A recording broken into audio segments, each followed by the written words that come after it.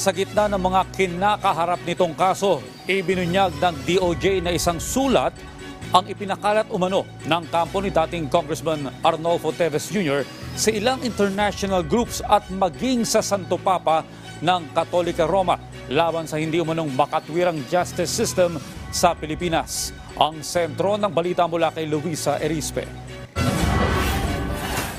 Matapos gulatin kamakailan ang kampo ni dating Congressman Arnolfo Teves Jr. ang publiko at sinabing pansamantalang nakalaya sa Timor-Leste ang dating kongresista, tila umiinit na ang mata ng Department of Justice sa kampo ni Teves dahil may panibagong pasabog na naman ito. Sabi ng Department of Justice, isang sulat kasi ang ipinakalat umano ng kampo ni Teves sa United Nations, Amnesty International at iba pang human rights group kasama pa ang Papa ng Katolika Romana para yurakan ang integridad ng sistema ng hustisya ng Pilipinas. Ang liham ay sulat kamay mismo umano ni Teves na nakalagay dito ang hindi makatwirang pagdinig at panghusga sa kanya sa Korte ng Pilipinas. At nagpapasoklolo din siya dahil natatakot umano ang dating kongresista na mapatay. Pero sabi ng Department of Justice, tila nahihibang na yata si Teves at ginagawa niya na ito para patagalin ang proseso ng kaso.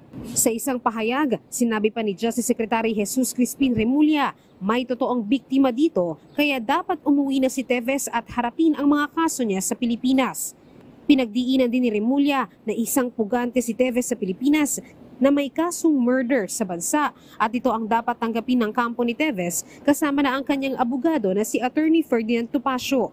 Hinamon din ni Remulla si Topacio at sinabing kung talagang hindi delaying tactics ang ginagawa nila, bakit hindi sila magsumite sa DOJ ng mga patunay na nanganganib ang buhay ng dating kongresista.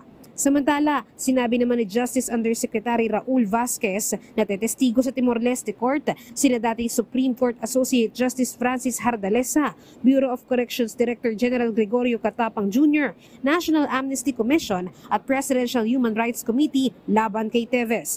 Sasagutin nila dito ang mga batikos ni Teves laban sa justice system ng bansa. Luisa Erispe para sa Pambansang TV sa Bagong Pilipinas.